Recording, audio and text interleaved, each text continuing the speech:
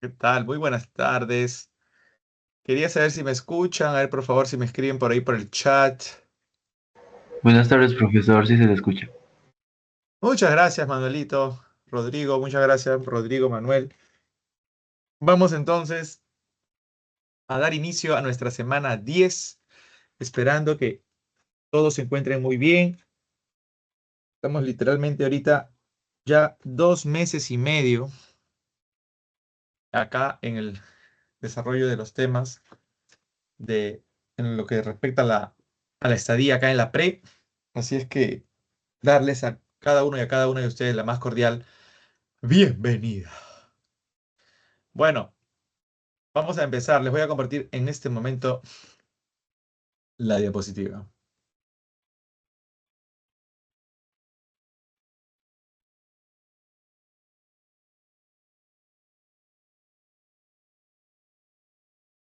A ver, un momentito, un ratito, que ya va. Ahora sí, vamos por aquí. Cualquier duda, ¿qué tal? ¿Cómo estás, Isaac? ¿Qué tal?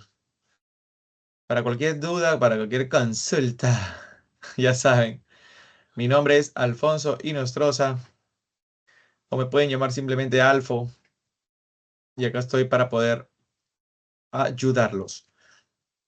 Bueno, aquí estoy compartiendo ya la diapositiva. Si no se llegara a ver, me comentan, por favor. Si no se llegara a visualizar, por favor, coméntenme. ¿Sí? Así es que, bienvenidos pues y bienvenidas. Hoy vamos a trabajar desde la ilustración hasta la restauración. Tú dirás, no, oye, profe, con rima ha empezado la clase. Bueno, sí, pues porque la ilustración es un movimiento que va a terminar dándole a los seres humanos en el siglo XVIII una nueva visión acerca de la sociedad imperante. Como recordarán ustedes, era la sociedad del antiguo régimen, un sistema absolutista basado en el control monárquico bajo las diferencias sociales o estamentales, en una sociedad donde no hay derechos sino privilegios, donde no hay propiedad privada, todos viven en el reino del rey y supuestamente el rey nunca va a dejar su poder porque sus hijos varones, bueno, el hijo mayor es el que va a heredar el trono y así por los siglos de los siglos. Amén. Entonces, empezamos de esa manera este tema que va a traer consigo una serie de respuestas. Primero, la consecuencia número uno, los reyes van a desarrollar un movimiento que para evitar la destrucción de las monarquías, este movimiento se va a llamar despotismo ilustrado. Y van a intentar frenar todo el avance, ¿no? de lo que es la ilustración y sus ideas. Dos, las revoluciones burguesas. La burguesía es la clase social que impulsa la ilustración y quiere destruir el antiguo régimen, el sistema absolutista. Entonces, las revoluciones llegan a ser grandes movimientos de luchas dirigidas por la burguesía que pretenden instaurar un nuevo sistema de gobierno o un nuevo orden social en función, pues, a la democracia, a las leyes, a las libertades, una sociedad con normas, o sea, ya lo que reina en la edad contemporánea. A la par se va a desarrollar el famoso momento de la primera revolución industrial y también vamos a ver la participación dentro de la Revolución Francesa, el momento más fuerte con Napoleón Bonaparte, ¿no? Quien va a defender pues grandemente a los principios de la Ilustración, del liberalismo, y pues intentará destruir las monarquías. Al final, los reyes toman nuevamente el poder, pero momentáneamente, y se inicia un proceso de restauración. Entonces, esos son todos los temas que vamos a ver el día de hoy. Vamos a la segunda diapositiva. Aquí tenemos ya la ilustración siglo XVIII. A mí me hubiera encantado que ustedes estén viendo una pizarra y lo van a imaginar, ¿ya? Yo en esa pizarra voy a dibujar un foco. Ustedes dirán, ¿ya? Entonces, el foco, tú sabes que lo que hace es botar luz, ¿sí o no? Es una metáfora. Así como la luz que emana de un foco nos ayuda a ver el camino y poder trasladarnos, desplazarnos de una manera bien correcta, señalizada, gracias a la luz. La metáfora es que con la ilustración, el conocimiento será esa luz para poder mantener ahora un nuevo orden social, para establecer una sociedad totalmente diferente, ¿no? Donde existan derechos para todos, igualdad, donde haya un trato fraterno entre sus miembros y la igualdad reine también para todos. Entonces, otra vez el foco, acá creo que viendo mi imagen puede servir, ¿no? Mira, esto sería sin ilustración. Ahí está, ya apagué ya. Con ilustración. Ahí está, ¿no? Entonces, mira, fue un movimiento intelectual, claro, filosófico, claro, porque va a cuestionar todo, pero también científico, porque todo lo que dice no es un invento, ¿no? Todo tiene una base científica. Bueno, surge en Inglaterra, pero se va a desarrollar en Francia, ¿no? A comienzos del siglo XVIII. Se va a expandir por Europa y va a promover el pensamiento crítico y sobre todo reformista, ¿no? O sea, de cambio contra el antiguo régimen, ¿cómo no? Y va a estar caracterizado principalmente por centrar el conocimiento en el uso de la razón. Algunos de ustedes seguramente se va a confundir y va a decir, profesor, esto no es el humanismo. No, pues el humanismo fue un movimiento más restringido. Intentará darle a la persona en el siglo XV, vamos, un tema de, está bien el uso de la razón, ¿no? Pero para usar más para retomar el conocimiento clásico, el pensamiento de la época grecolatina. Sin embargo, en la ilustración del siglo XVIII se logra abarcar todas las dimensiones sociales, económicas, políticas, culturales, religiosas, ideológicas, abarca todo. Entonces, la ilustración es más completa, ¿no? Entonces, estuvo caracterizado por centrar el conocimiento en el uso de la razón como elemento determinante para lograr el progreso de la humanidad. ¿Dónde fue que empieza a tener estos antecedentes la ilustración? ¿No? Con la Revolución Inglesa en 1688. Ya faltaban 12 años para que acabe el siglo XVII. Inglaterra es el único reino de Europa que logra sacar a una monarquía.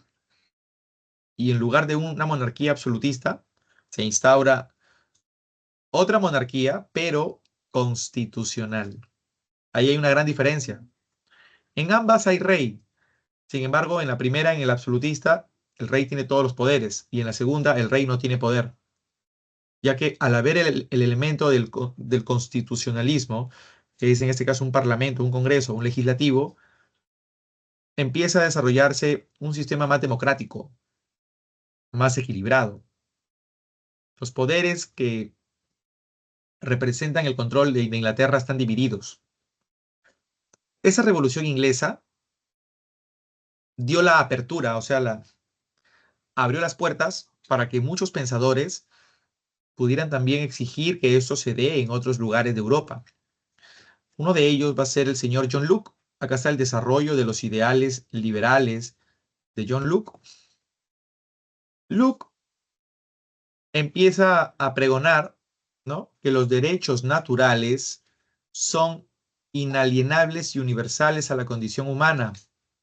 Por ejemplo, o sea, inalienable significa que es propio del ser humano y es para todos, ¿ah? Por ejemplo, el derecho a la vida, a la libertad, la defensa de la propiedad y la búsqueda de la felicidad. Entonces Luke se vuelve uno de los más grandes, ¿no? Literalmente, ¿no?, pensadores de la escuela que se va a conocer como el empirismo.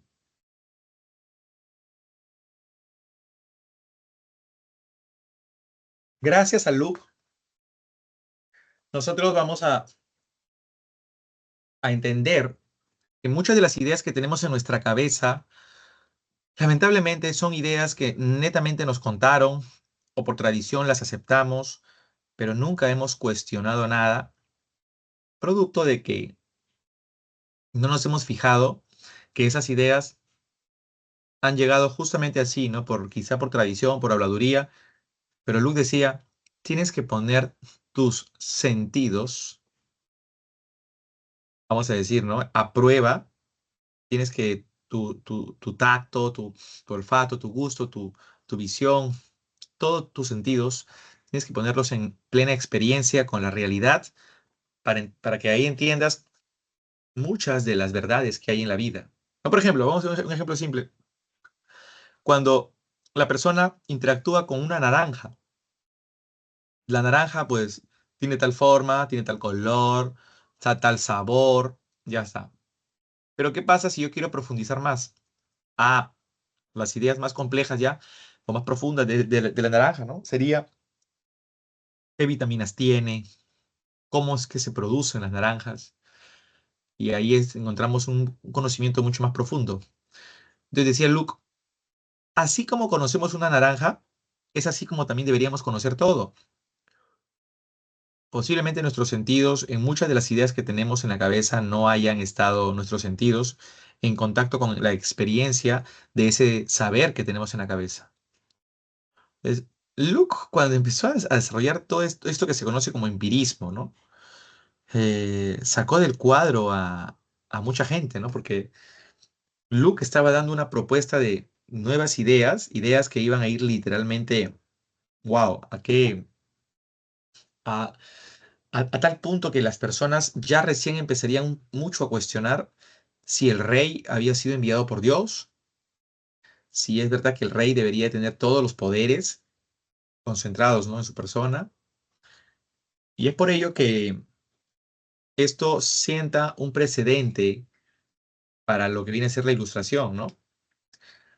El empirismo claramente le dio a las personas la posibilidad de entender que muchas de sus ideas son ideas que no tienen una base concreta.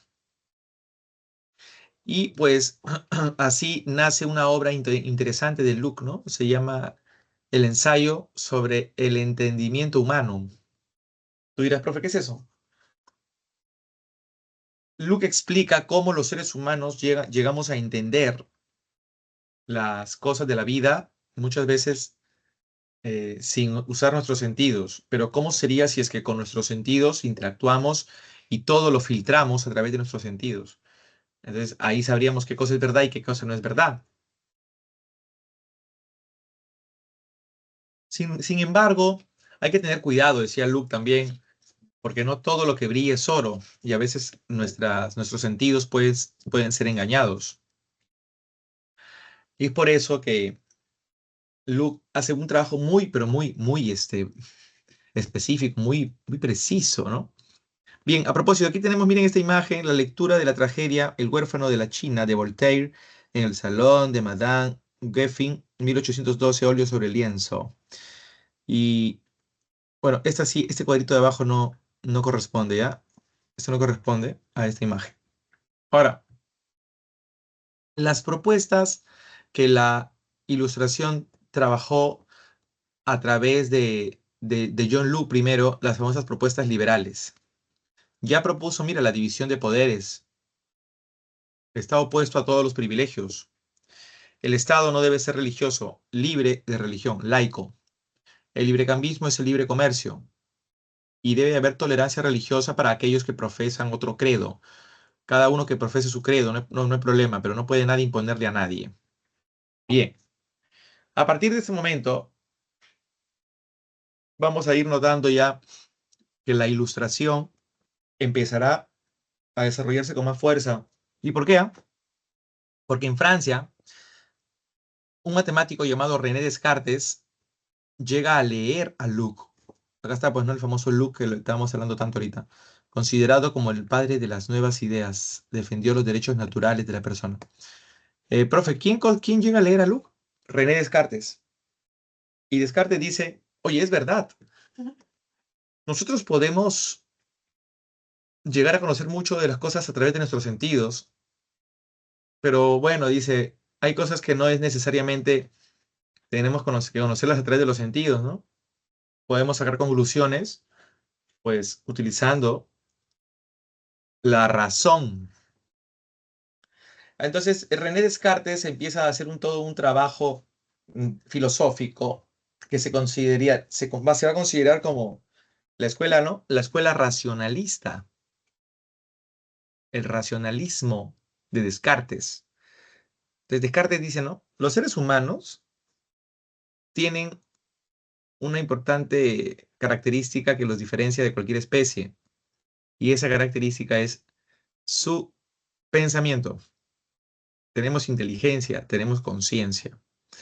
La base por la que empieza a trabajar el racionalismo, Descartes, es mediante esta base, ¿no? Los seres humanos tenemos inteligencia.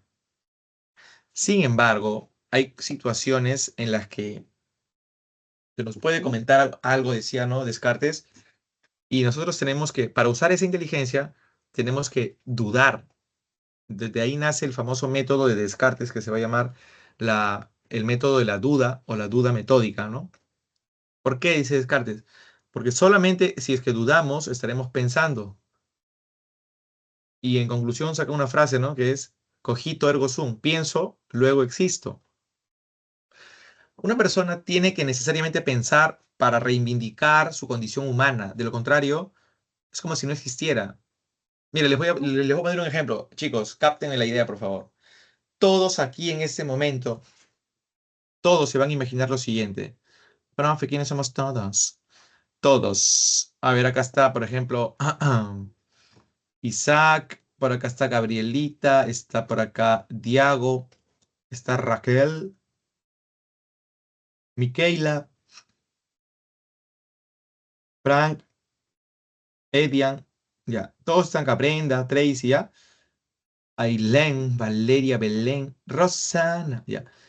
Carlos, Kevin, Lucía, Alexandra, Lucas, y se me han pasado algunos chicos por ahí, pero ya, todos están acá.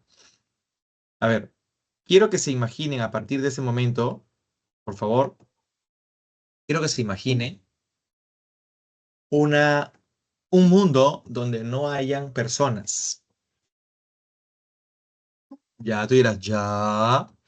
Ahora, imagínate que en ese mundo solamente hay todo lo que es la naturaleza, ¿no?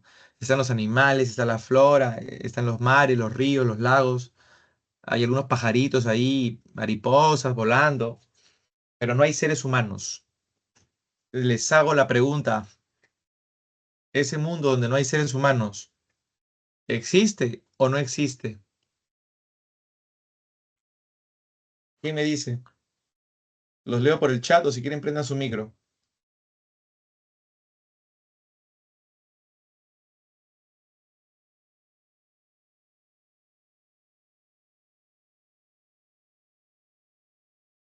¿Ese mundo existe o no existe?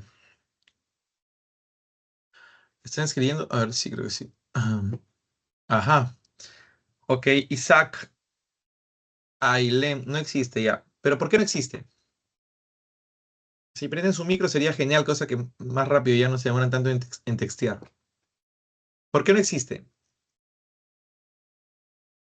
Porque, bueno, ese mundo, inclusive siendo imaginado por mí, está siendo imaginado por un ser humano, por lo tanto, o sea, siempre está como que anexado al pensamiento de un ser humano.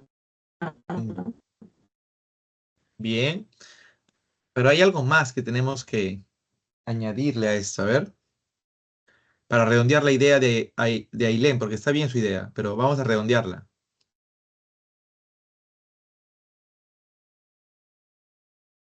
A ver, ¿por qué no existe?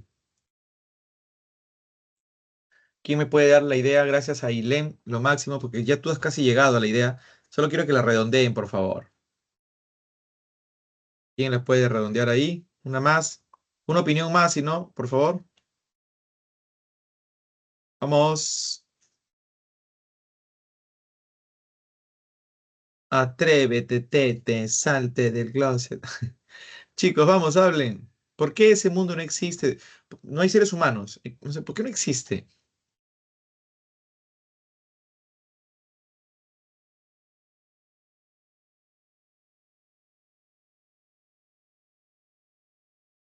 Nadie me responde.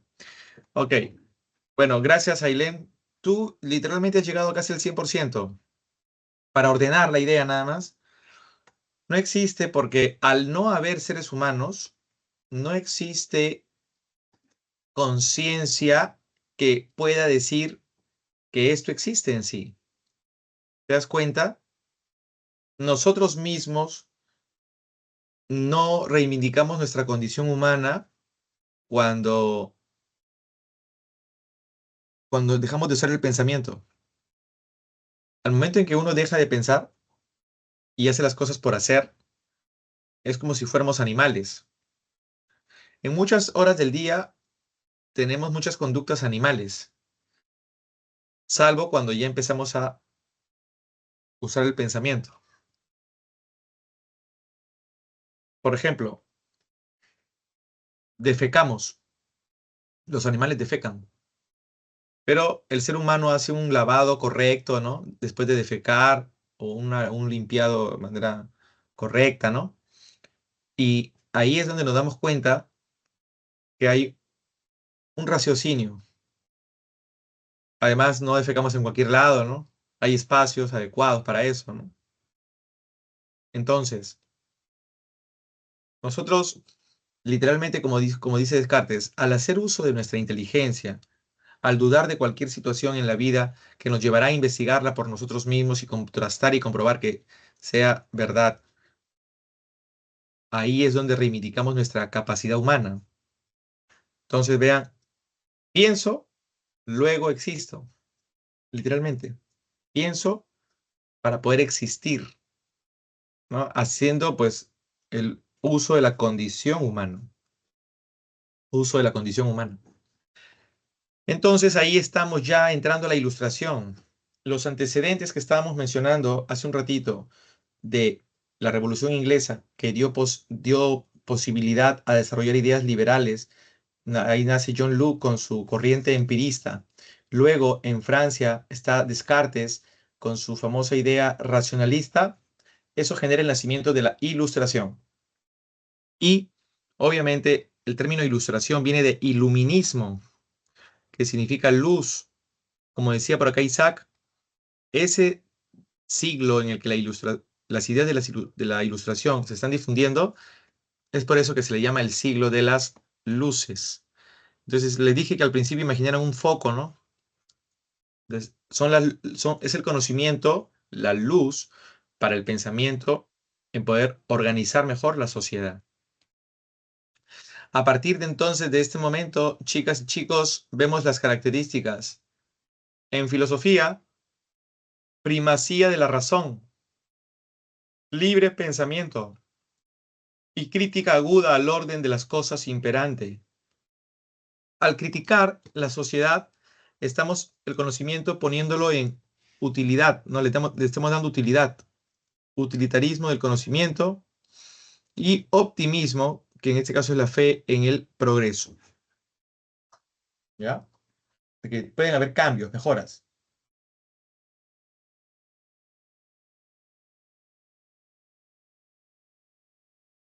En política se propone la división de los poderes del Estado y de esta manera se propone como forma de organización una monarquía constitucional o un gobierno tipo republicano, porque obviamente ahí hay división de poderes.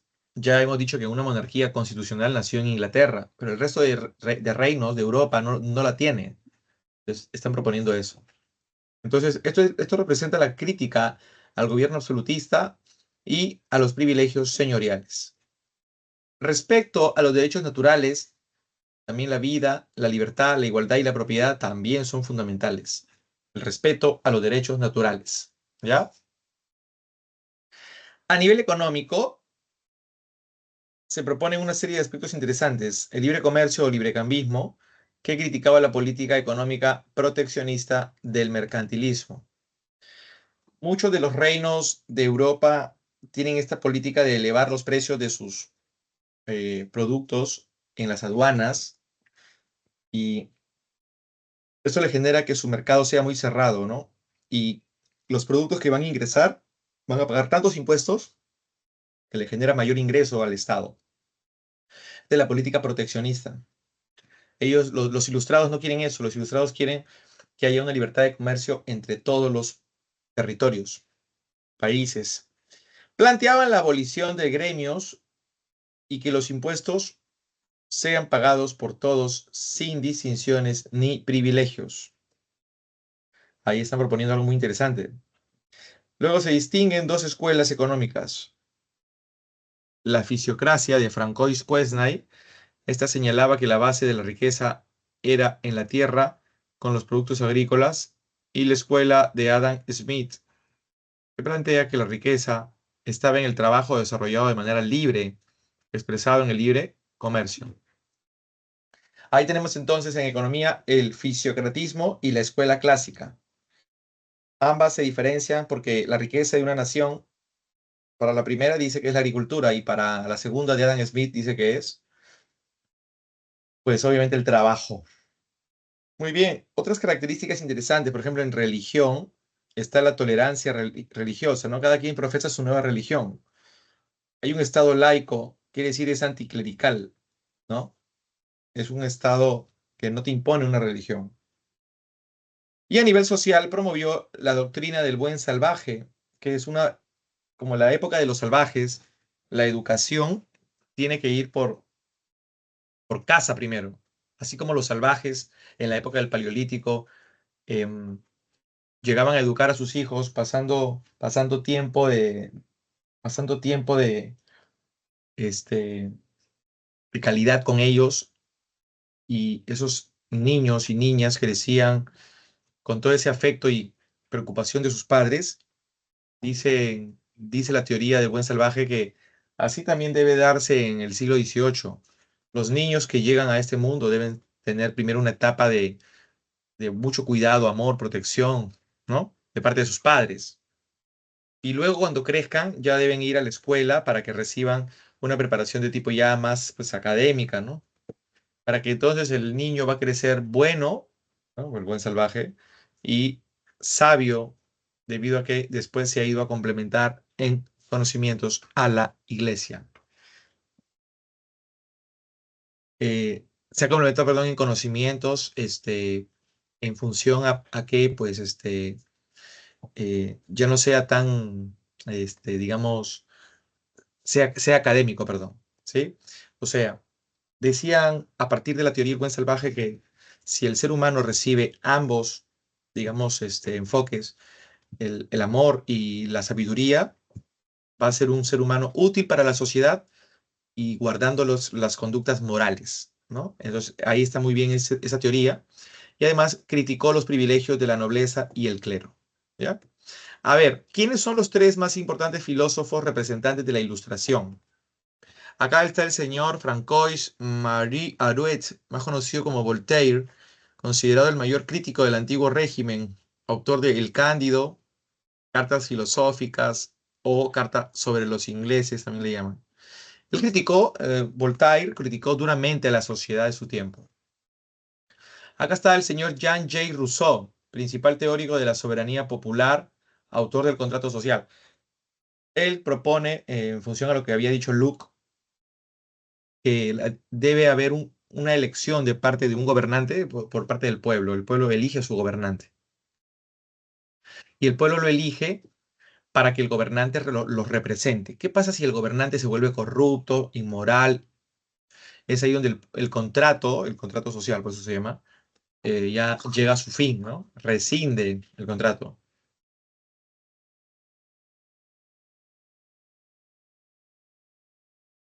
Y eso va a traer consigo, pues claramente,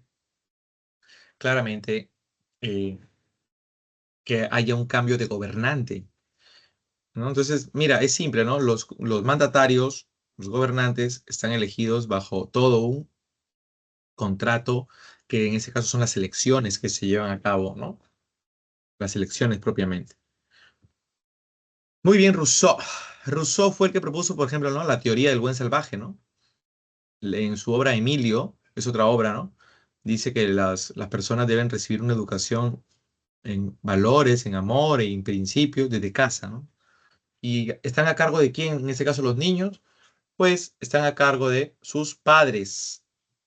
Y dice Rousseau, los padres, en este caso, son los primeros maestros, los más importantes, sobre todo, ¿no? En la vida de un ser humano. Bien. Y acá tenemos al señor Montesquieu. Planteó la división de poderes del Estado en su obra El espíritu de las leyes. Montesquieu propone un modelo como la monarquía constitucional, ¿no? Donde hay poder legislativo y poder ejecutivo. Así es que estos tres son grandes pensadores, representantes de la Ilustración, ¿no? Aquí está el impacto que va a llegar a tener debido a que el principal medio de difusión de las ideas de la Ilustración y sus críticas a la sociedad estamental fue la enciclopedia o diccionario razonado de la ciencia, las artes y los oficios. Esta enciclopedia va a ser entonces el órgano principal de la difusión de las ideas de la Ilustración. El objetivo de la enciclopedia francesa fue sintetizar todo el pensamiento humano de la época, llamado inicialmente como el Diccionario Razonado de la Ciencia, las Artes y los Oficios, y acá están sus dos editorialistas o redactores, el señor Denis Diderot y el señor Jean Leront de Alembert. Ahí está, Diderot y de Alembert, ¿ya? Son los que van a sintetizar todo el conocimiento. Acá tenemos a uno de esos dos, ¿no? Diderot, que junto a Jean Leront de Alembert editaron la enciclopedia francesa. Y en la primera imagen está el señor Adam Smith, padre del liberalismo económico o escuela clásica. Chicas y chicos, hasta ahí hemos avanzado en ilustración, pero vamos a ver cuál es la consecuencia que trae consigo como respuesta a la ilustración. Bien, el momento de respuesta llega con el despotismo ilustrado. En el mismo siglo XVIII, siglo de las luces, llega a desarrollarse este movimiento. ¿Qué cosa es esto? La respuesta de los reyes para evitar que sean destruidos.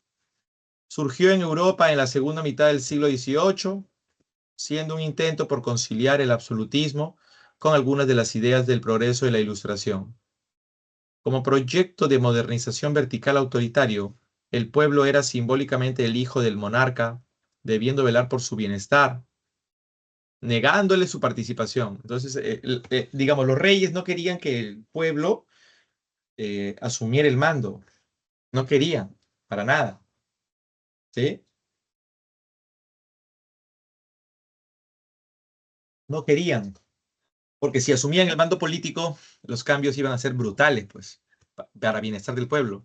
Por eso usaron esta frase, ¿no? Todo para el pueblo, pero sin el pueblo. Entonces, sin que el pueblo asuma el poder político. Aquí te presento a estos reyes, mira. Está Carlos III de España, también conocido como el alcalde de Madrid o el rey albañil. Impulsó obras públicas y reformas legales. Está María Teresa de Austria. Impulsó reformas financieras y educativas, dotando a Austria de un régimen centralista. O Catalina II la Grande de Rusia, que va a secularizar los bienes de la iglesia y mantuvo correspondencia con Voltaire y Diderot. Esta reina va también a ofrecer obras para el pueblo y así evitar el avance de la ilustración. Oh, el gran Federico II, ¿no? El grande, acá está, de Prusia, que va a promover la cultura, educación, la abolió la tortura y oficializó la tolerancia religiosa. A ver, ¿qué es el despotismo ilustrado? Es un movimiento que en este caso va a intentar conciliar las ideas entonces de la ilustración con el absolutismo. Va a intentar conciliar algunas ideas. Entre sus características, promovió el progreso social bajo el control de la monarquía. ¿Tá? Promovió el progreso social, pero bajo el control de la monarquía, que eso no se mueva. Dos, implementó ciertos beneficios, ¿no? Ciertos beneficios en este caso reformas para el pueblo, educación en algunos casos, o eliminar las torturas, o en otros casos darle salud a la gente, pero muy poco. Y se van a reprimir de manera brutal las demandas populares. Entre las principales reformas a nivel político, reorganizó la burocracia. A nivel económico, aplicación del libre comercio. A nivel social, abolió la servidumbre. Y a nivel religioso, tolerancia religiosa y realismo, que en este caso es que el rey tiene mucho poder todavía sobre cualquier representante de la iglesia. Muy bien, vamos a ver entonces que no va a poder frenar esto el ímpetu de la ilustración. ¿Por qué? Porque pues obviamente llega con toda la fuerza las ideas de la ilustración y se van a dar las grandes revoluciones. Vamos a irnos a la primera pregunta, a ver qué tal nos va, por si acaso, ¿de acuerdo? Vamos a irnos a una preguntita, a ver qué tal nos llega a ir. Ustedes me van a ayudar aquí a resolverla. Esta primera preguntita. A ver, un ratito. Vamos a ver. Es sobre la ilustración.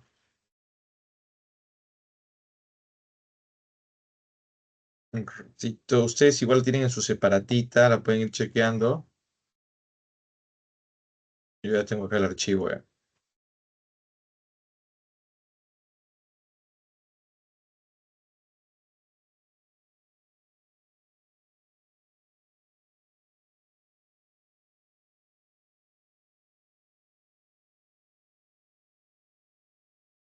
Ya está.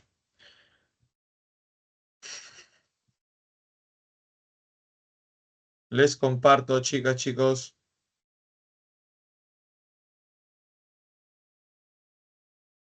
Ahí está. Vamos leyendo esta preguntita.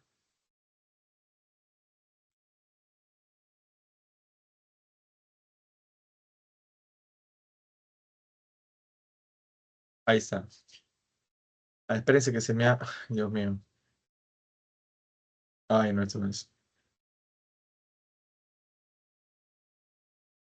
Ay, Dios mío, Dios mío. Ahora sí ya.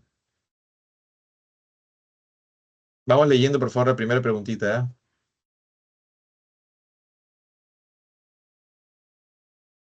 A ver, vamos leyéndola, por favor. Lectura silenciosa, un minuto.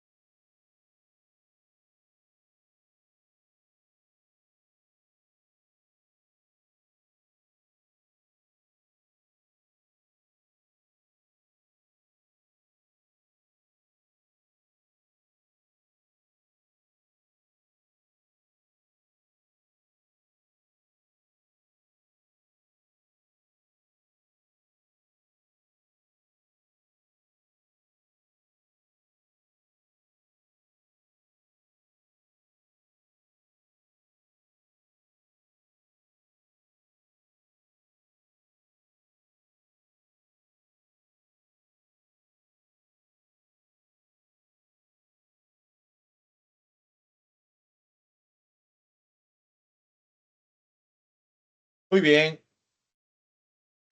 ¿Cuál sería la respuesta que me tienen por aquí? A ver si podemos compartir. Muy bien. A ver, aquí me está dando la respuesta, por ejemplo, Isaac. Quiero saber el resto, a qué conclusión ha llegado, por favor. A ver, vamos con el resto.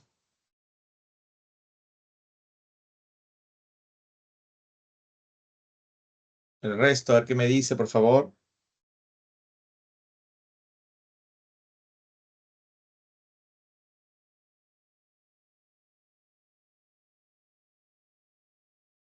Rodrigo apoya a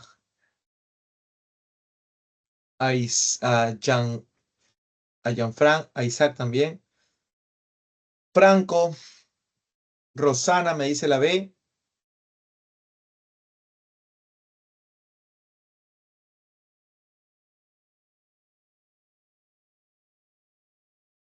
¿Están entonces seguros? Correcto. Solo vamos a aceptar para la ilustración el enunciado 2, perdón, el enunciado 3, donde dice, destaca la escuela fisiocrática que planeó que la base de la riqueza era la tierra a través del fomento de la producción agrícola. ¿Por qué no? ¿Por qué la uno no? Porque dice, la riqueza de un país debe medirse por el oro. No, pues debe medirse según, en este caso, eh, por el fisiocratismo sería la agricultura, la tierra. Y por la escuela clásica sería el trabajo. La 2 dice división de los poderes del Estado proponiendo entre ellas como forma de organización un gobierno de tipo republicano. Es que no solamente es un gobierno de tipo republicano, ¿sí? Proponiendo entre ellas como forma de organización un gobierno de tipo republicano. También había monárquico constitucional, ¿sí? Luego dice 4, protección del mercado interno poniendo barreras como aduanas a la entrada de las mercancías. Recuerda que en esto nos estaban pidiendo, recuerda, liberalismo, librecambismo. Por eso queda descartada. Muy bien, entonces la clave sería besito. ¿Alguien ha tenido alguna duda respecto a la pregunta? A ver si me comenta, por favor. Creo que está bastante evidente, ¿no? Bastante clara, ¿no? Ya. Vámonos entonces, ahora sí, después de haber visto el llamado despotismo ilustrado, ahorita nos vamos de frente con la, el tema, una de de las revoluciones más fuertes que se llegaron a dar después de la ilustración. Me refiero pues nada más y nada menos que a la independencia de las 13 colonias. Así es que entramos con la independencia de las 13 colonias. A ver. Muy bien, entonces los chicos que marcaron la respuesta correcta, mis felicitaciones. A ver, pregunta, punto número siguiente. La independencia de las 13 colonias inglesas. Ahí pueden ver en el mapita las 13 colonias, chicos, chicas. Ahí en el mapita se puede visualizar. ¿Ya? Ahora tú dirás, profe, ¿qué es eso? Son territorios que se fundaron en casi 100 años, un lapso de casi 100 años.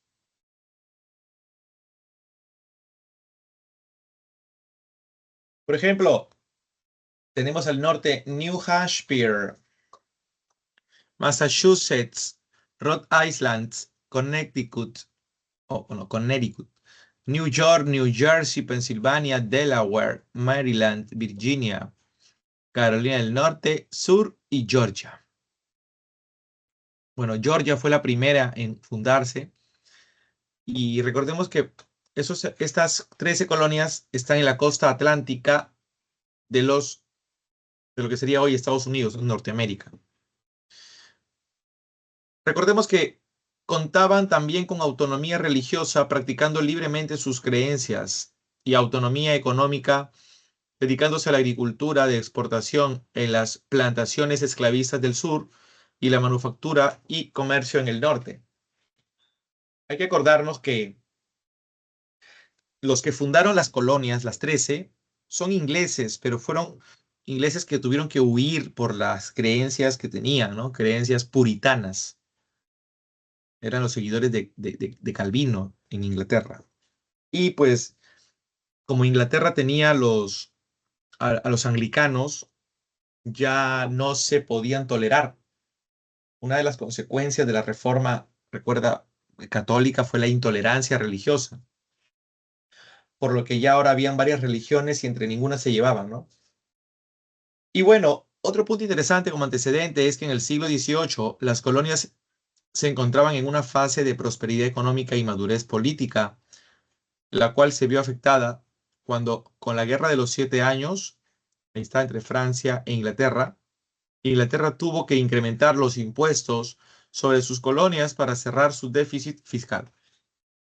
Y los que pagaron esos impuestos, pues obviamente son los colonos ingleses, son los criollos. Recuerda que el hijo del europeo nacido en América es criollo. No es solamente el hijo del español nacido en el Perú, no, son también hijos de europeos, ¿no? Entonces, así como España está en Europa y sus hijos que nacen en el Perú, que están en América, el Perú, son criollos, igual pues Inglaterra, que se encuentra en Europa, sus hijos, los hijos de los ingleses nacen en Norteamérica, eso está en América, son criollos. Ellos van a tener que pagar a raíz de esa guerra más impuestos, más impuestos, más impuestos, y eso ya les genera incomodidad. La guerra la terminó ganando Inglaterra, no contra Francia, pero los perjudicados fueron los pobres colonos. ¿Por qué razón solo pagaban ellos impuestos y no los ingleses? Acá están las causas de la famosa independencia. A nivel político, falta de representación parlamentaria. No tenían representación en el Parlamento inglés, pues. Entonces no había quien saque la cara por todos los colonos. No había quien saque la cara. Dos, a nivel económico, el rey Jorge III aumentó todos los impuestos, lo que es el azúcar, el timbre, el impuesto al té. Y además, estos productos que eran producidos allá en Norteamérica, al tener más impuestos, eso pues conllevará lamentablemente a que ganen menos por la venta de esos productos los propios colonos ingleses, ¿no? Los criollos. Además, hay impuestos a muchas otras cosas, ¿no? Por ejemplo, está el impuesto a los vidrios, a las pinturas, ¿no? La mayoría de estudiantes acá siempre se equivoca y me dice, profe, ¿qué cosa es el timbre, no? El timbre es el papel, pero un papel para documentos oficiales. Por ejemplo, ¿no? Cuando quieres comprar una casa, la minuta te lo dan en un papel especial. El día que te cases, tu certificado de matrimonio te lo dan así en un papel especial. El día que ingreses a San Marcos, te dan un certificado de ingreso con un papel especial. El día que termines, también. Entonces a eso se le llama papel timbrado o sellado. Se le subió impuestos. Y esto lastimosamente va a generar, vean ustedes, restricciones comerciales a las colonias, el prohibicionismo, ¿no? Entonces, lastimosamente no van a tener buenas ganancias los colonos. A nivel ideológico, recuerda que una causa importante es la influencia de las ideas ilustradas, o sea, las ideas liberales. Acuérdate de John Locke, ¿no? El famoso padre del liberalismo. Y a nivel social, están los abusos sobre la población. Uno de los hechos más fuertes fue la famosa masacre de Boston. Ahí está la masacre sangrienta. Esto debido a que cuando los pueblos, las colonias no querían pagar sus impuestos, es ahí donde se generaban todo este tipo de masacres y persecuciones por parte del ejército inglés. Entonces, miren, el inicio ya de este proceso de independencia empieza en el 16 de diciembre de 1773. El motín del té, o sea, el Tea Party. Un grupo de colonos disfrazados de indios asaltó un barco de la Compañía Británica de las Indias Orientales y arrojaron al mar su cargamento de té en protesta por la elevación de impuestos a los productos importados. Ese suceso es considerado el origen de la Revolución Norteamericana. Vean ustedes. Impresionante, ¿no? Los pobres colonos fueron masacrados por esto. Y eso los va a llevar a que se organicen en Filadelfia en el primer Congreso Continental de Filadelfia. Acá está, 1774. Los colonos rompieron vínculos comerciales con Inglaterra. Al año siguiente, en 1775, el segundo Congreso de Filadelfia se declaró ahí la guerra a Inglaterra y se nombró a George Washington como jefe del ejército continental. George Washington, ¿no? Quien sería después el primer presidente, nada más y nada menos que de los Estados Unidos. ¿Sí? Y pues, chicas y chicos, en el año 76, llegamos al año central, está la Declaración de la Independencia, el 4 de julio, es el 4 de julio, redactado principalmente por Thomas Jefferson. También participó Benjamin Franklin, Thomas, John Adams, ¿no? Que son también hombres claves, pero vean ustedes, fue Thomas Jefferson, uno de los que principalmente redactó esto. Acá están las dos batallas claves para el final de esta independencia. La batalla de Saratoga, victoria de las colonias, permitió decidir a Francia apoyar a los patriotas, o sea, a los colonos. Y en la batalla de Yorktown, donde ya se da el triunfo final de los colonos con el apoyo de Francia. Y finalmente el Tratado de Versalles o París, que Inglaterra reconoció la independencia de las 13 colonias, ¿no? En este caso, el rey Jorge III reconoció la independencia de las 13 colonias. Como consecuencia, la primera colonia en independizarse, el primer Estado liberal y democrático. La primera constitución promulgada va a ser en 1787. Después, lo interesante es que esa constitución no llegó a, vamos a decir, no llegó a ser, pues chicos, chicas, cambiada, ¿no? Es la misma constitución que existe hasta hoy. Imagínate el Perú, las 12 que ha tenido. Está la influencia sobre la Revolución Francesa y la independencia de Hispanoamérica. Acá, ¿no? En este caso, tener en consideración que la independencia y las 13 colonias es un hito histórico porque se llevaron las ideas de la Ilustración al campo de acción. Muy bien. Quería ponerles un video, pero no sé si se podría ver. Hacemos la prueba, no sé qué dicen. Quería ponerles un video respecto a esto, pero no sé si se llegará a ver. O sea, si el audio estará bien. Opiniones, por favor. Hacemos la prueba, ¿no?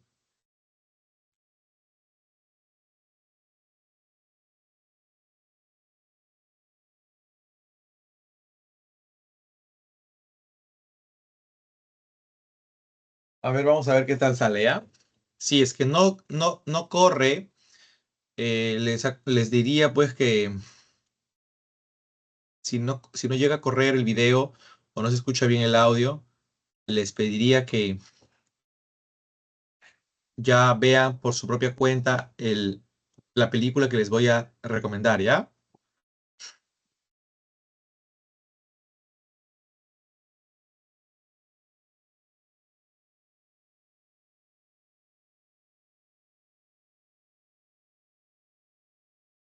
Ujú.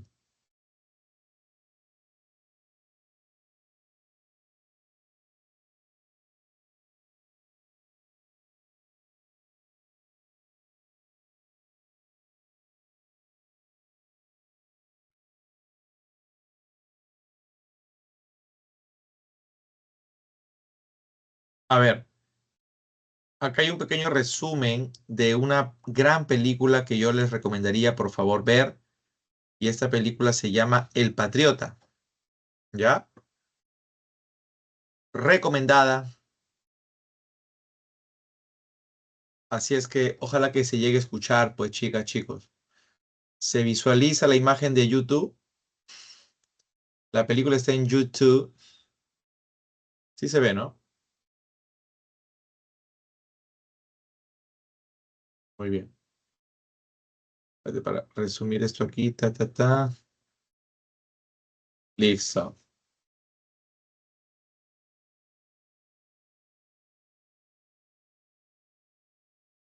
Ya. Ahí les paso entonces. Me comentan por el chat, por favor, si se escucha o no se escucha, ¿ya? Comentan si se escucha o no, por favor.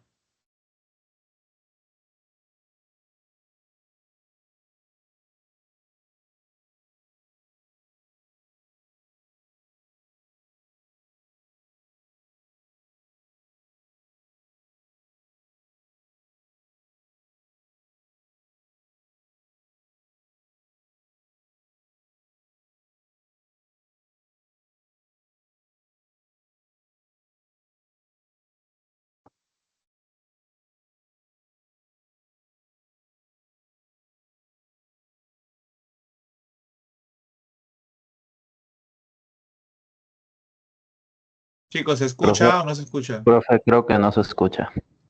Oh, qué pena, Dios mío.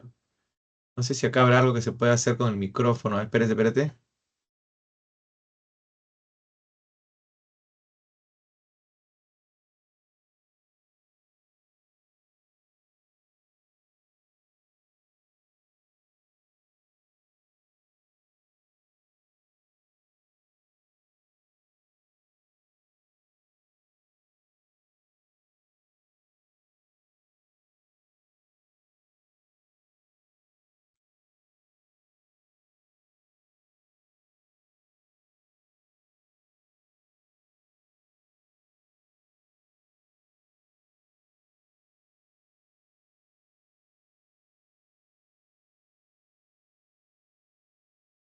Chicos, ¿se escuchaba? No.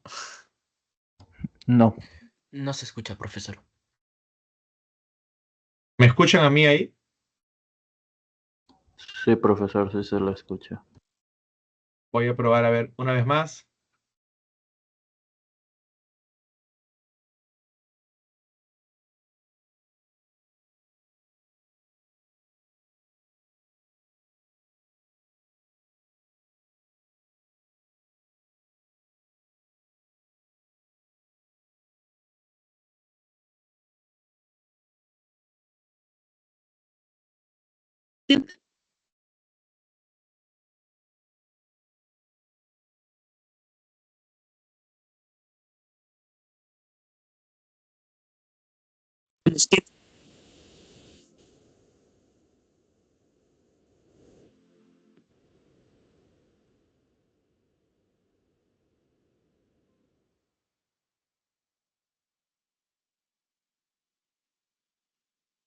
¿Se escucha ahí, chicos? ¿Se escuchó? ¿Nada? No, profe. Oh, bueno, ya. Hicimos la prueba. La vez pasada también pasó lo mismo. Y de verdad que hay buenos videos, pero lamentablemente no sé qué ocurre. Bueno, ya ni hablar, no se puede. Vámonos de frente entonces.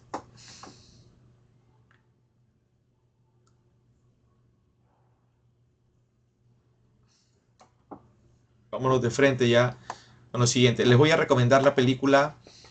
Se llama El Patriota. Sí, la película se llama El Patriota. Y la pueden encontrar en YouTube. ¿Sí? En YouTube está muy buena para que entiendas el tema de la independencia de las 13 colonias, ¿ya? Así es que ya saben, se las recomiendo. Vámonos a hacer una preguntita respecto a lo que acabamos de ver nosotros con el tema de la independencia de las 13 colonias, ¿ya? A ver qué tal sale, ¿ok? Vamos a ver.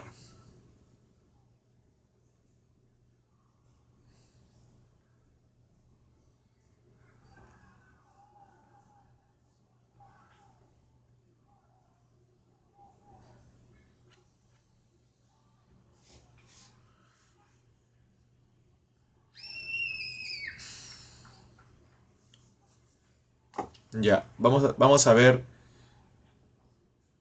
esta preguntita.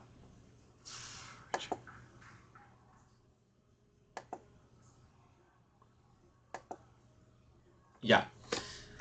Dice, El 16 de diciembre de 1773, un grupo de colonos disfrazados de nativos americanos arrojó al mar un cargamento de té. Este suceso es considerado el origen de la Revolución Norteamericana y su independencia. ¿Cuáles de los siguientes acontecimientos corresponden a las consecuencias de esta independencia? 1. Reconocimiento territorial y concesión de derechos a los nativos. No tiene nada que ver con los nativos, ¿no? Los nativos no están viviendo en las 13 colonias. Entonces no hay que ver los derechos de los nativos, solo de los criollos que viven ahí. 2. Influencia en las revoluciones francesa y principalmente hispanoamericana. ¿Eso es verdadero? ¿Corresponde o no corresponde? ¿Qué opinan?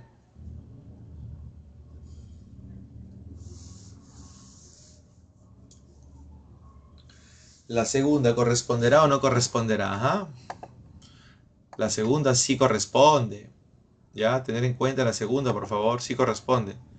Tercera, apoyo económico a las colonias españolas que buscaban su independencia.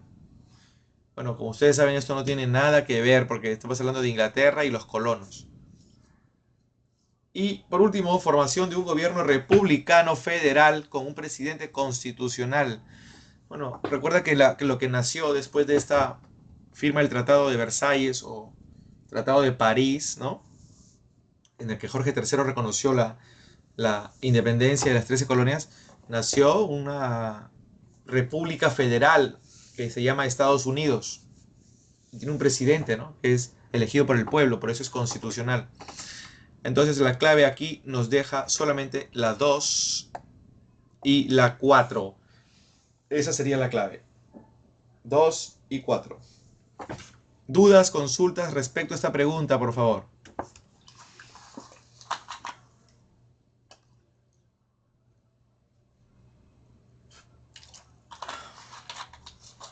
Bien, ninguna consulta, entonces pasamos. Nos vamos nuevamente ahora a otra de las consecuencias fuertísimas que se llegaron a dar, que en ese sentido llega a ser la famosa Revolución Francesa.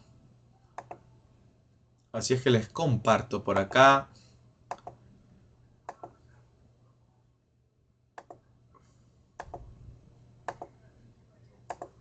Ahí está. De 1789 a 1815 está esta otra revolución, que en este caso es un proceso, vean, dirigido por la burguesía con base popular, que puso fin al antiguo régimen, provocando un cambio profundo en las estructuras francesas a fines del siglo XVIII.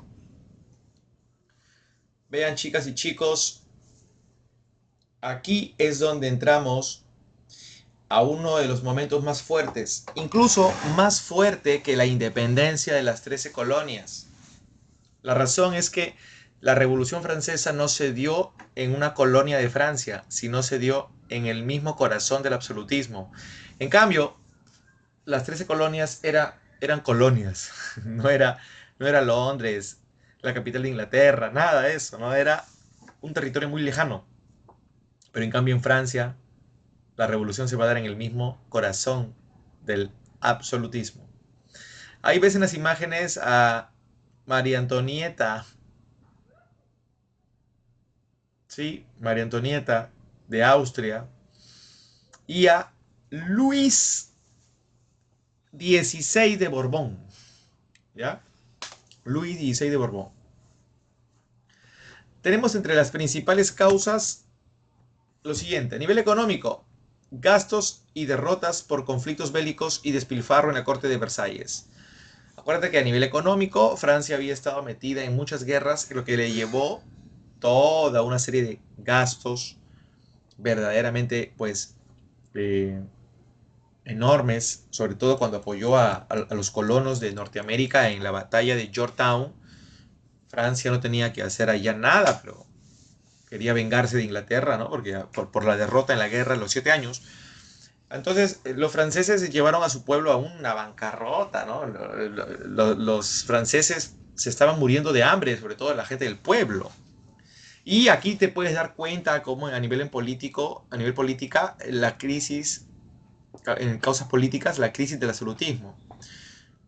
La corte de Versalles, que es el lugar donde gobernaban los reyes y era su residencia, despilfarraba el dinero en fiestas, en comidas, en diferentes celebraciones, que literalmente no tenía, pues, consideración con los 26 millones de franceses que se morían de hambre. A nivel ideológico, la Ilustración influyó demasiado.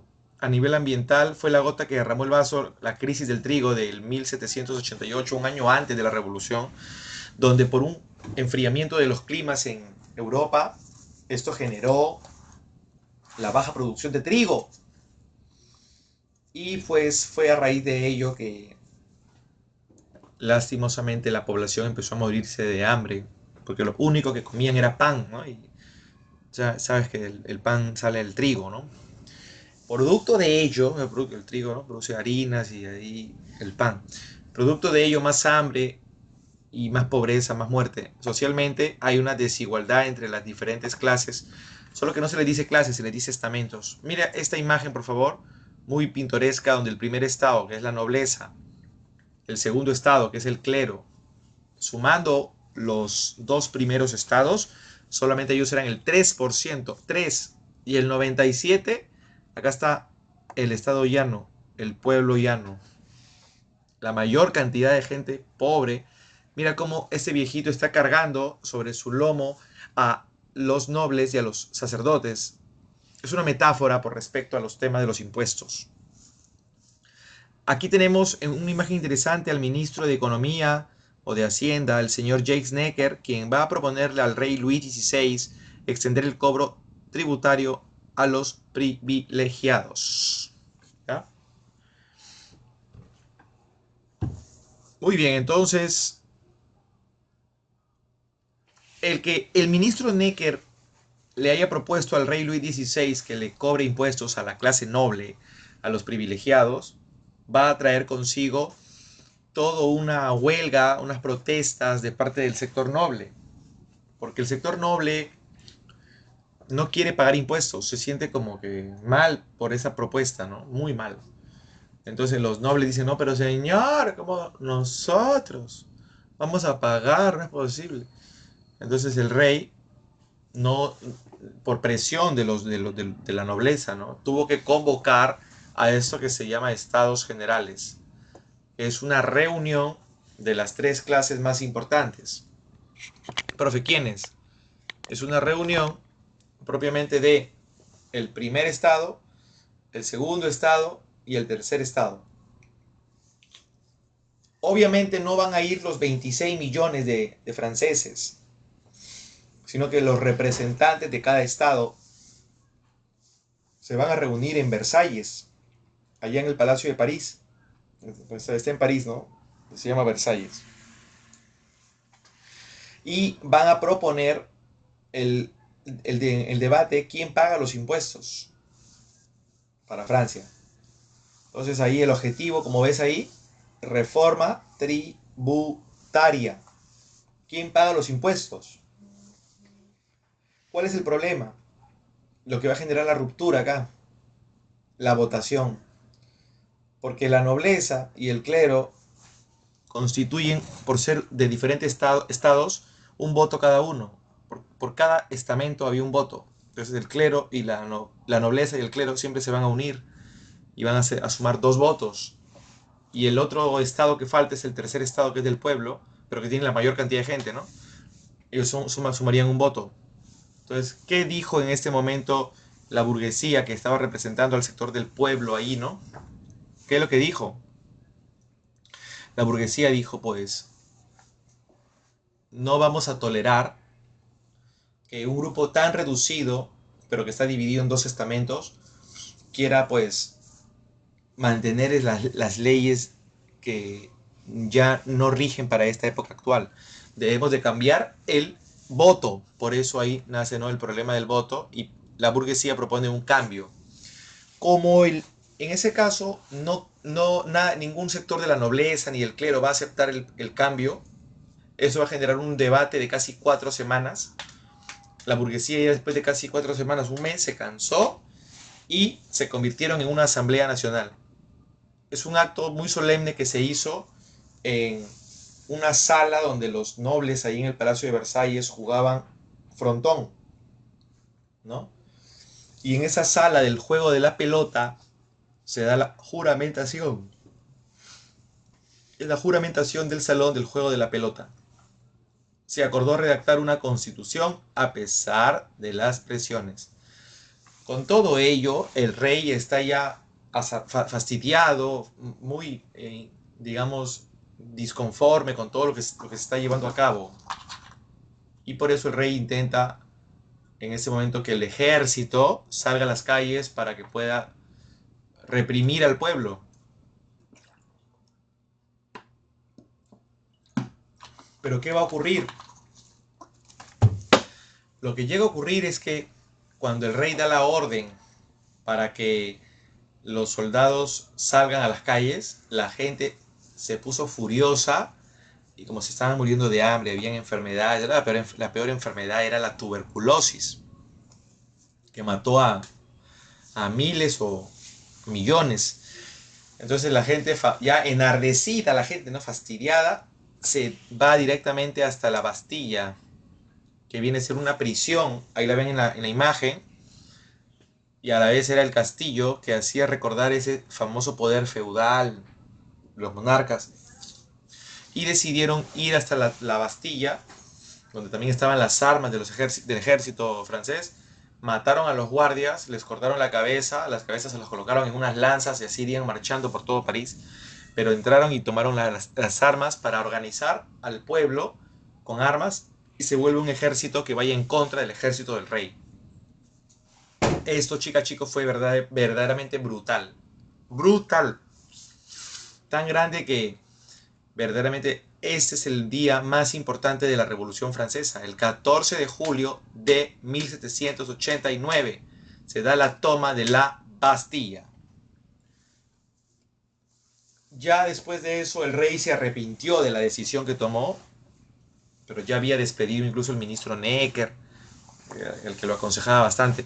Y a partir de ahora, chicas y chicos, ya las aguas como que se tranquilizan. El rey y la reina son llevados hasta París para que estén, ¿no? Intentando proponer ideas respecto a qué hacer. Y la asamblea, pues, constituyente, que es la asamblea como ya se denomina este tercer momento, redacta el documento conocido como la Declaración de los Derechos del Hombre y del Ciudadano.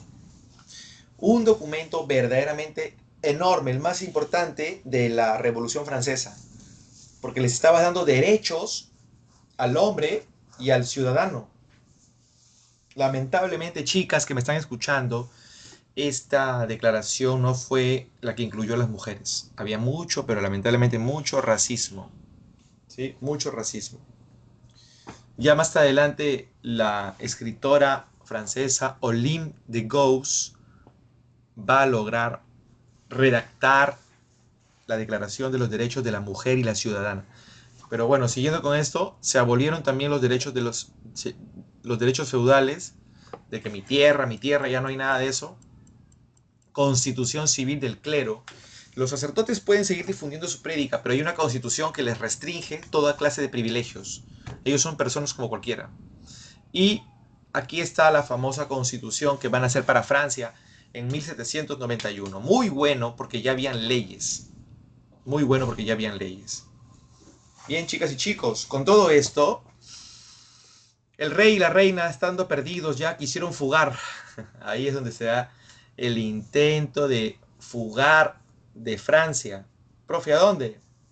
Se estaban yendo directamente hasta Austria y luego para ir a Prusia, porque ahí estaban los familiares tanto de María Antonieta como de Luis XVI y que traigan a sus ejércitos para que masacren a todos los franceses. Eso no va a llevarse a cabo, menos mal, porque al rey y a la reina los capturaron justo antes de salir de Francia. Sí, justo antes de salir los capturan. y los traen de regreso a París y se forma la Asamblea ahora Legislativa. En esta asamblea aparece el desarrollo de clubes políticos. Tres, los más importantes, los que apoyan al rey, los fuldenses, son los de derecha. Los completamente radicales que quieren ya la violencia y todo, son los jacobinos. Y el sector de centro, los girondinos. Se le decidió declarar la guerra a Austria y a Prusia, debido a que si el rey y la reina llegaban ahí, esos reinos les iban a declarar la guerra a los franceses.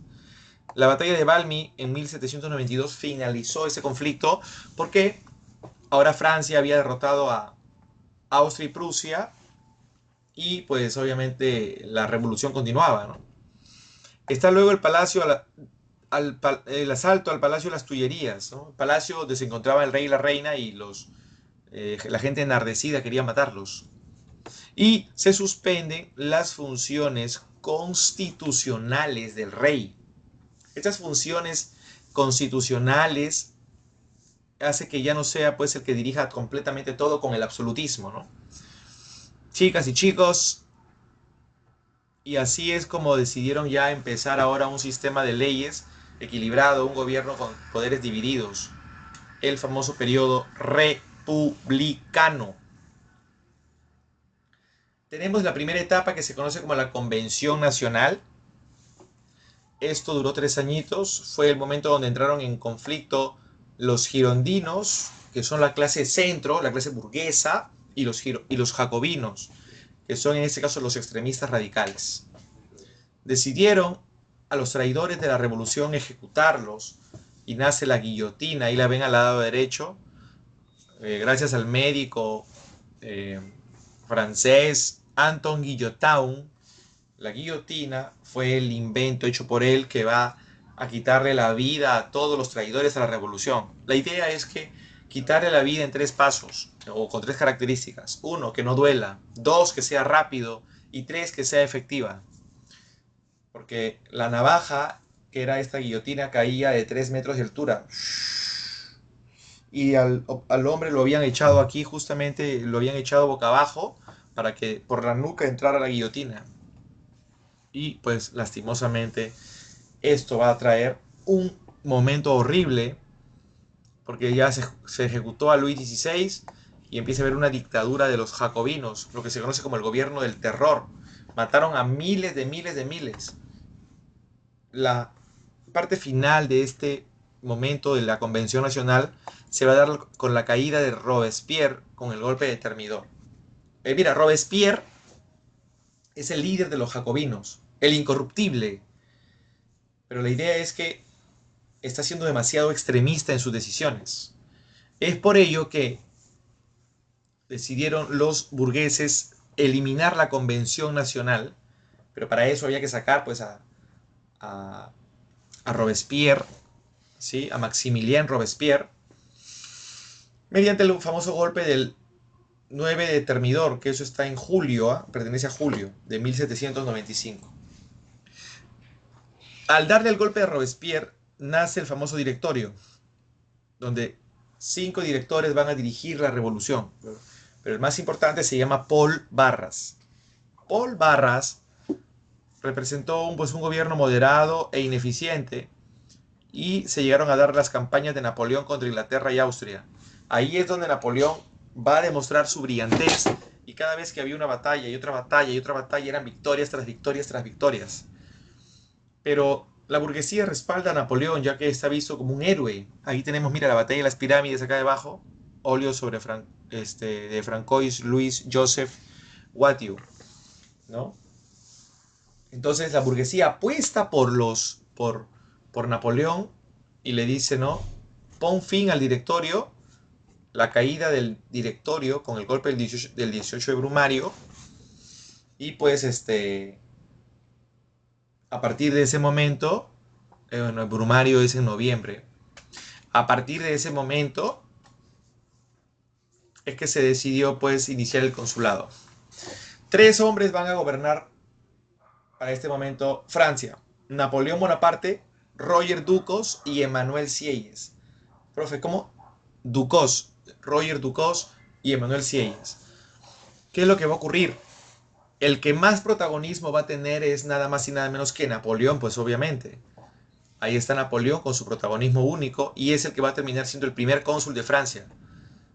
Decidió reanudar las relaciones con la Iglesia Católica, que estaba dirigida por el Papa Pío VII en 1801. ¿Por qué? ¿Por qué es que se llegó a establecerse este concordato? Napoleón le está diciendo al Papa que la Iglesia puede volver a entrar a Francia sin que abuse, porque ya hay una constitución civil del clero, ¿no? Ya hemos visto eso en la etapa de la Asamblea Constituyente. Se promulga también el Código Civil de 1804, el Código Napoleónico. Hay una serie de normas y leyes que van a regir la vida de los ciudadanos franceses. Y como final, Napoleón mismo se autocoronó emperador en Notre Dame, catedral, ya saben ustedes, de estilo gótico, allá en París. Ahora que Napoleón tiene el mando, nace este periodo imperial que va a intentar, mira, difundir los principios liberales de la Revolución Francesa por toda Europa. Así el expansionismo territorial empezará con una batalla de las más increíbles en la historia, la batalla de Austerlitz. Pueden ver la película, por favor, Napoleón con Joaquín Phoenix, y hay un episodio de la famosa batalla de Austerlitz, muy buena. Hechos.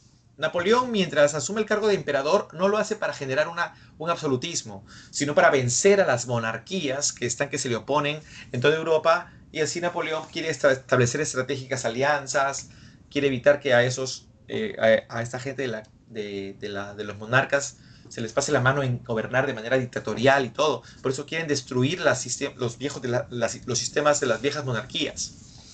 Entonces es ahí donde uno de los hechos es la lucha contra las coaliciones lideradas por Inglaterra. Napoleón derrota una tras otra y tras otra. Está el decreto de Berlín que generó el bloqueo continental contra Inglaterra. Napoleón no puede derrotar a Inglaterra porque Inglaterra tiene la mejor flota naval. Entonces en mar Napoleón va a perder, pero si Inglaterra va a tierra, Inglaterra pierde. Entonces Inglaterra se queda en el mar y Napoleón, cansado de eso, de que Inglaterra esté ahí al tanto acechando, decidió, para quebrarla económicamente, dar la orden de que ningún país, o sea, bueno, ningún reino de Europa debería comerciar con Inglaterra. El único que desobedeció fue Portugal, y por eso se da la invasión a la península ibérica. Y el otro que desobedeció fue Alejandro I, el zar de Rusia, y por eso se va la campaña militar de Rusia, que Napoleón terminará, pues, fracasando de una manera estrepitosa, ¿no? No murió él de suerte. Y así fue cuando, ya atrapado en 1813, es derrotado en la Batalla de las Naciones o Batalla de Leipzig de 1813. Napoleón pierde en esa batalla, intenta suicidarse, pero el veneno que había tomado había vencido, había caducado, por eso no se muere. Lo llevan a la famosa isla de Elba, que está en Italia, una isla hermosa, y él podría haber vivido ahí todos los años de su vida porque ya le habían lo habían derrotado, y uno de los tratos dignos para un emperador es darle, pues, un espacio donde vivir con su familia en paz para siempre. Napoleón podría haberse quedado a vivir ahí en Elba, ¿no? Pero él estaba hecho para la grandeza, ¿no? Por eso se fue con un grupo de gente, casi 26 personas, llegaron a las playas de Francia, y es ahí donde se encontraron con su viejo ejército, que quedaban todavía algunos rezagos o sobrevivientes. En el momento en que Napoleón regresa a tomar el poder en Francia, momentáneamente habían puesto a Luis XVIII, hace que el Luis XVIII se vaya nuevamente del palacio, y Napoleón, al instaurar su mando, ahí nace ya el momento conocido como el gobierno de los 100 días.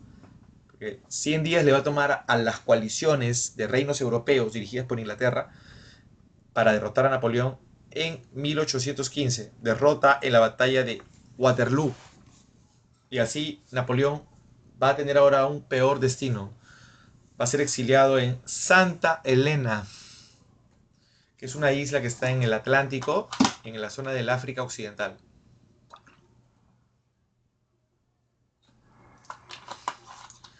Sin embargo, se habían logrado grandes consecuencias para la Revolución Francesa. Una de ellas, chicas y chicos, la abolición del absolutismo. Es una de las más importantes consecuencias políticas. B, a nivel social, la disolución de los privilegios estamentales. Ahora van a haber derechos. Y a nivel económico, la abolición de la servidumbre y los derechos feudales. Lamentablemente, a pesar de que, ¿no?, Napoleón intentó mucho, no se pudo, en ese caso, continuar por ese camino de destruir las viejas monarquías, ¿no? Es así, pues, que los reyes van a intentar restaurar su poder político. Y en ese sentido de la restauración aparece este tema, ¿no? La restauración. O sea que los reyes son como la mala hierba, ¿no? Nunca mueren. Y ahí empieza el proceso de restauración. De aquí también tocamos la primera revolución industrial, ¿ya? Pero vamos en ese orden. Antes de hacer esto, por favor, les voy a dejar la pregunta número 3 para que la vayan desarrollando. A ver, me van a dar la clave. Full práctica, por favor, el día de hoy. La pregunta número 3. A ver, perdón. La 1 ya la hicimos, la clave es besito, ¿no? La 2 ya la hicimos, la clave es dedito. Vamos a hacer la 3 a ver qué tal nos sale, ¿ya? A ver, ratito. Acá les estoy compartiendo la pregunta por si acaso.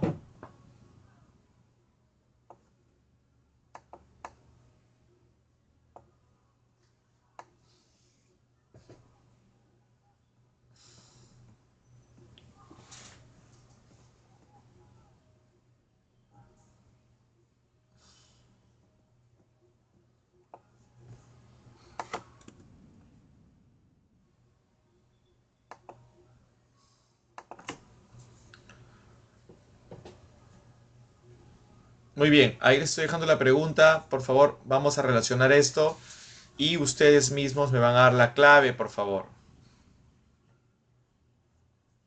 Me van a dar la clave, por favor.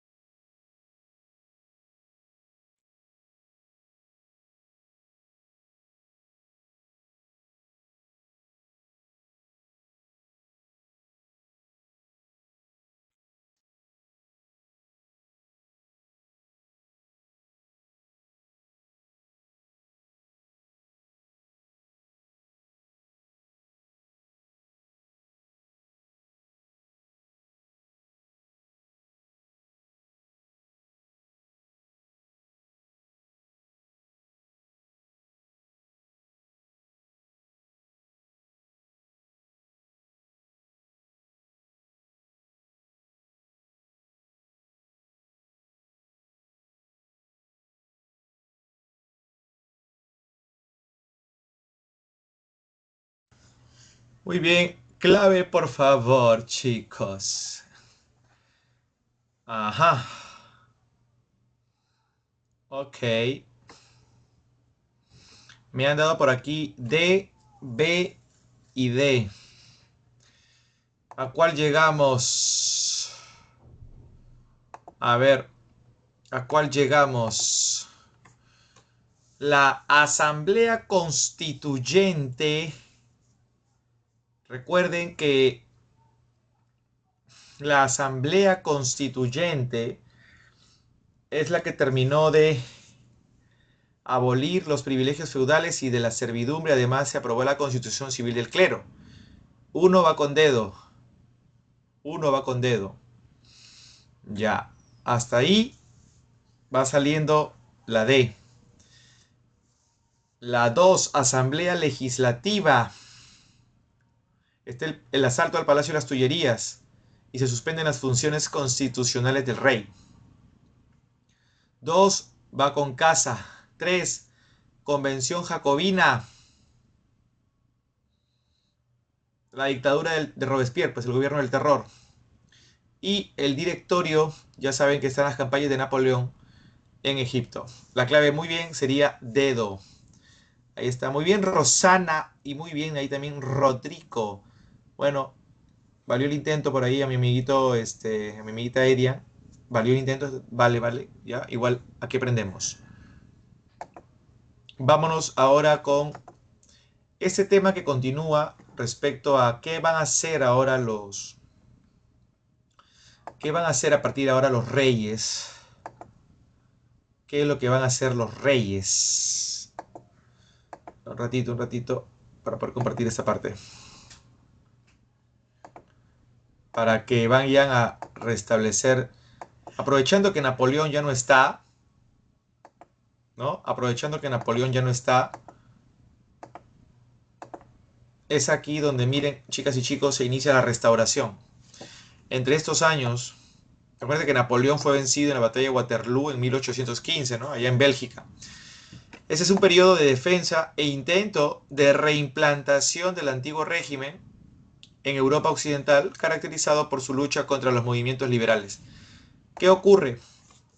Que tras la derrota de Napoleón, se quiere eliminar las consecuencias que la Revolución Francesa ha traído, ¿no? Una de esas consecuencias, por ejemplo, había sido que ya se eliminaban los sistemas absolutistas y se establecían sistemas ya constitucionales, democráticos. Ya no, quieren restablecerlo. Quieren volver a lo anterior. ¿Quién va a ser el organizador de esto? En el Congreso de Viena, acuérdate que Viena es la capital de Austria, es el canciller Clemens von Metternich, que lo ves acá sentado, medio amanerado. Y se va a restablecer las monarquías absolutistas y se va a reordenar el mapa político de Europa, repartiéndole territorios a los diferentes apellidos monarquistas en Europa. Vean, los principios de la restauración son los siguientes: legitimidad, responsabilidad, intervencionismo y el sistema de congresos. De esto viene una pregunta de admisión ahora último en el examen de San Marcos. Puedes revisar por favor la pregunta que vino de eso. Está en mi canal con clave, ¿ya? Ahí lo he puesto en la zona de comunidad, en Alpha History, ustedes saben ahí, ¿ya? Por favor, lean la pregunta, revisen esa pregunta, está ahí en la sección de comunidad en YouTube. Está el canal de Alpha History, ya saben, ¿eh? Mira, legitimidad. No es posible la paz sin un monarca legítimo. Eso se llama providencialismo. Significa que para que nuevamente gobiernen los monarcas, obviamente tienen que los monarcas pues ser legítimos, ¿no? Supuestamente ser enviados por Dios. Acuérdate que esa idea del providencialismo ya estaba muy desfasada y con la Ilustración la gente había empezado a reflexionar, a pensar, pero aún así había mucha gente pues que no pensaba. Responsabilidad. Cada potencia es responsable de mantener el orden social y el orden internacional. Entonces, entre ellas se van a apoyar, ¿no? Ahí es que cada potencia apoya a sus reinos, a sus potencias que están fronterizas, que son limítrofes. Intervencionismo, para restaurar a una monarquía en peligro por una revolución. Todos los reinos se unen y atacan y sofocan tal revolución, como lo hicieron con Francia, pero tuvieron un hueso duro de roer que fue Napoleón Bonaparte, ¿no? Y el sistema de congresos son los árbitros para la solución de problemas internacionales. Está, ¿no?, el sistema de congresos, ¿ya?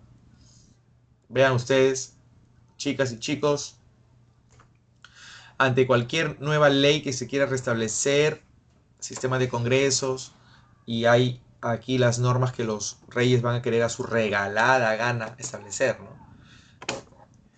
Bien, aquí tenemos una caricatura sobre el Congreso de Viena en 1815, donde Napoleón Bonaparte retira de la mesa a Luis XVIII, ¿no?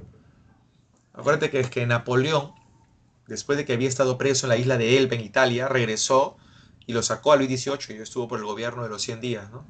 Bien.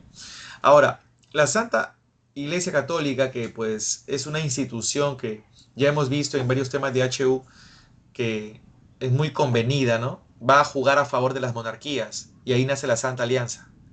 O sea, que la Iglesia agarra y le da la bendición, le da la venia a las monarquías y con eso le está diciendo que las apoya. Se inicia una alianza monárquica, militar y religiosa. De esa manera, para sofocar las rebeliones liberales. ¿Quiénes están aquí? Alejandro I, el zar de Rusia. Ahí está. Está Federico III y está Francisco I de Austria. Vean, estos son los monarcas que están respaldando, ¿no? Literalmente. Esta es la caricatura anónima, vean, de 1820. El zar de Rusia y el emperador de Austria empujan al rey de Francia, Luis XVIII, a intervenir en España, ¿no? En España se estaban dando varias rebeliones también. Bien, recuerde que esta famosa restauración organizada en el Congreso de Viena y que tuvo la venia de la Iglesia Católica con la Santa Alianza, recuerde que esto solo va a ser momentáneo. No va a durar mucho tiempo, porque luego van a venir las revoluciones de 1830 y luego la de 1848, que van a nuevamente querer bregar por un sistema más democrático. ¿Ya? Recuerden que en la restauración, en el Congreso de Viena, él fue el organizador, Clemente von Metternich. Y con la Santa Alianza, él es el organizador, el zar Alejandro I de la dinastía Romanov en Rusia.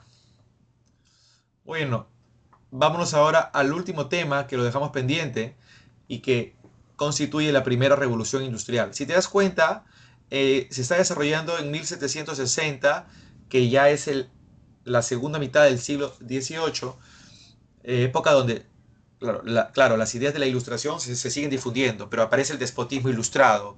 Y además en Norteamérica ya está a punto de darse la independencia de las 13 colonias para que nazca Estados Unidos. Y ya a finales del siglo XVIII está ya la Revolución Francesa. Entonces, mientras todos los temas que acabamos de ver están en secuencia, la primera revolución industrial estaba ya. Vean que es un proceso de cambios constantes y crecimiento económico continuo promovido por la burguesía iniciadas en Inglaterra en el siglo XVIII. ¿Qué le permitió a la burguesía desarrollar esta revolución? Pues acá está el crecimiento de la población. Hay nuevas materias primas y técnicas agrícolas que se han implementado, por eso se producen más cosechas y hay más población. Van a haber nuevas fuentes de energía, pero principalmente gracias a la acumulación de capital es que se invirtió para crear una máquina que pues por sí sola genere movimiento. Aquí tenemos la máquina de vapor. Es creada por el señor Newcomb, Tomás Newcomb. Y miren qué consiste, ¿no? Acá hay una caldera con agua.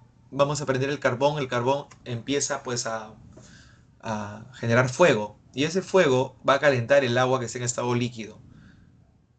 La convierte a estado gaseoso y el vapor pues de agua va por estas por esas tuberías entra por esta válvula y aquí en este cilindro pequeño está este pistón que por la presión del vapor empieza a moverse de izquierda a derecha, así, y genera el movimiento de... Y como acá hay una pequeña vara conectada a la rueda, está generando movimiento. Y pues el problema de Newcomb es que esta máquina tenías que ponerle agua otra vez porque el vapor terminaba yéndose. Menos mal que James Watt la llegó a perfeccionar incorporando una cámara separada para conservar el vapor. De esa manera sienta las bases de su aplicación, en ese caso de su aplicación a nivel industrial. ¿Cómo se llama la cámara que colocó James Watt? Es el famoso condensador. Es como este aparato de refrigeración donde el vapor se conserva y vuelta entra en el círculo y así no hay que estar colocando agua a cada momento. Ahí están las nuevas fuentes de energía que van a aparecer justamente con esta máquina, ¿no? El vapor y el carbón. También tenemos la acumulación del capital que permitió invertir en los científicos para que puedan hacer esta máquina. Y así se da la expansión del mercado a nivel mundial, ya que producen mucho, ¿no? Producen mucho gracias a la máquina. Características, ¿no? Dentro de las fuentes de energía hemos dicho el carbón, que es lo que tiene que calentarse para producir fuego y con el fuego convertir el agua en vapor. Ahí está el vapor. Materias primas más usadas. Bueno, esta máquina, chicas y chicos, es de hierro. Pero así como existe esta máquina de hierro, también existen otro tipo de máquinas, pero que funcionan con vapor. Ya sea máquina de vapor para el barco a vapor, para el ferrocarril, también para el tren, ¿ya? O para esta máquina textil que se conoce como la hiladora Jenny, máquina hiladora inventada por James Hargreaves en 1764. Y como tiene que mover los hilos, se usa mucho algodón. Esa es otra de las materias primas que se van a usar. Las industrias hegemónicas, o sea, dominantes, van a ser la textilería y la siderúrgica, ¿ya? La textilería y la siderúrgica. La textilería en sí, pues tiene que ver con la famosa producción, ¿no? De textiles y esto. Y la siderúrgica es para el desarrollo del hierro aplicado a la máquina de vapor, a los barcos, a los ferrocarriles, incluso a las telecomunicaciones, porque vamos a ver ahorita el código de Samuel Morse, ¿no? El código Morse. La revolución de los transportes y las telecomunicaciones aquí aparecieron, ¿no? Tenemos acá esos inventos dentro de la revolución de los transportes y telecomunicaciones. En transporte tenemos la locomotora de George Stephenson, el barco a vapor de Robert Fulton, y bueno, en comunicaciones está el telégrafo de Samuel Morse, que ahí es como nace el código Morse, ¿no? Es raya, punto, y así se escribe, ¿no? Raya, punto, y hay un código para ir descifrando qué letra tiene cuántas rayas y puntos, y así poco a poco vamos armando un mensaje. Aquí está lastimosamente lo peor, la explotación infantil, femenina, también de ancianos, que generaría duras condiciones laborales. Vean, consecuencias. La gente del campo migró a la ciudad porque habían en las ciudades fábricas que ofrecían empleo. Así las ciudades crecieron. Los talleres se fueron a una ruina porque ahora todo era con máquina. Lastimosamente los trabajadores de las fábricas van a estar bajo duras condiciones laborales. Y aquí está la explotación femenina e infantil. Recuerda que los trabajadores en esa época trabajarían hasta 15 horas al día y no paraban un día de descanso. Por eso muchos fallecían, lamentablemente, ¿no? Así surge esa clase que se conoce como el proletariado, que son los obreros en las fábricas, y empiezan a formar sindicatos para exigir derechos y mejores tratos, ¿no? Entonces, chicas y chicos, este proletariado, los obreros, van a generar una interesante ideología que se va a llamar el socialismo, que ya lo veremos después en otra clase. Y aquí les dejo esta línea de tiempo con los temas que hemos desarrollado hoy. Miren, en la primera mitad del siglo XVIII, la Ilustración. Segunda mitad, el despotismo, la independencia de 13 colonias y la Revolución Francesa. Iniciando el siglo XIX, el Imperio Napoleónico. cuando Napoleón quiere llevar los principios de la Ilustración fuera de Francia, por toda Europa. Y lamentablemente luego de su derrota en Waterloo, la restauración europea con el Congreso de Viena y la Santa Alianza. En todo este proceso de la línea de tiempo está la primera revolución industrial. Ahí está, toma el screenshot. Ahora sí, nos vamos con las dos últimas preguntas. Nos vamos con las dos últimas preguntas, ¿ya? Vamos recopilando. En el caso de la primera pregunta, la clave, en la primera, la clave era besito, B de besito. En la 2 era D de dinosaurio. En la 3 también D de dinosaurio. Vamos, la pregunta 4 y la pregunta 5. ¿Ya?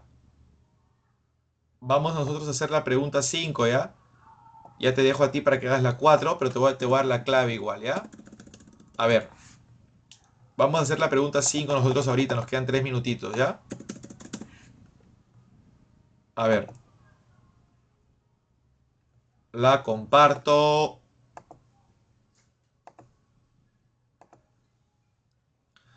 Ahí está la pregunta. La Restauración fue un periodo comprendido entre la caída de Napoleón Bonaparte y el inicio de la Revolución Liberal de 1830. Se caracterizó por una fuerte reacción de las monarquías europeas en su intento de restaurar los regímenes absolutistas europeos, la reestructuración del mapa político de Europa, así como difundir el pensamiento conservador. Durante este periodo se estableció la Santa Alianza, de la cual podríamos afirmar que fue, ¿cuál sería ahí la clave? A, el principal antecedente de las revoluciones de 1830-48. La Santa Alianza no fue antecedente de esas revoluciones, obviamente, ¿no? Está entre la B, C, D o E. A ver, la B, un pacto militar religioso, monárquico para sofocar las ideas liberales. C, el inicial acuerdo entre las potencias centrales que inició la paz armada. Bueno, la paz armada está muy lejos, ¿no? Falta todavía 1870, está lejísimos. Hasta ahorita queda la B. D, una reunión entre las potencias absolutistas para reordenar el mapa europeo. Y la última, un intento para conciliar el absolutismo con las ideas de la Ilustración. Eso fue despotismo ilustrado, acuérdate. Pregunto, ¿cuál es la respuesta? ¿B o D? ¿B o D? Los leo, vamos. ¿B o D? Rodrigo está marcando la B. Vamos, ¿quién más? Vamos, ¿quién más? Vamos, chicos. ¿La B o la D? ¿La B o la D? Ailem está marcando la B y Luz está marcando la B. Isaac la B. Qué bueno. Entonces entendieron. La clave sería besito. Excelente, chicos, los felicito. Muy bien, chicos, chicas. Y la última pregunta que ya se las dejo para que ustedes la desarrollen, pero anoten la clave, por favor. Les tiene que salir la clave de A de alfo. La A de avión. La A de alfo. La pregunta 4 tendría que salirte la clave A. ¿Ok? Chicas y chicos, esto fue todo por hoy. Cuídense mucho. Llegamos a la semana 10. Con fuerza, por favor. Lunes a las 6 de la tarde. Los espero en el espacio de consultas académicas. Y me despido de ustedes. Dios me los bendiga. Hasta la próxima, chicos. Chao, chicas. Muchísimas gracias. Chao, chao. Un abrazo, Rodrigo. Cuídate mucho, Isaac. Hasta la próxima. Muchas gracias, Luz. Cuídate mucho. Hasta la próxima. Gracias, profesor. Hasta la próxima semana. Chao, Yajairita. Cuídate mucho. Hasta la próxima también. Nos vemos por ahí, Rosana. Nos vemos, Isaac. Nos vemos, Lucecita.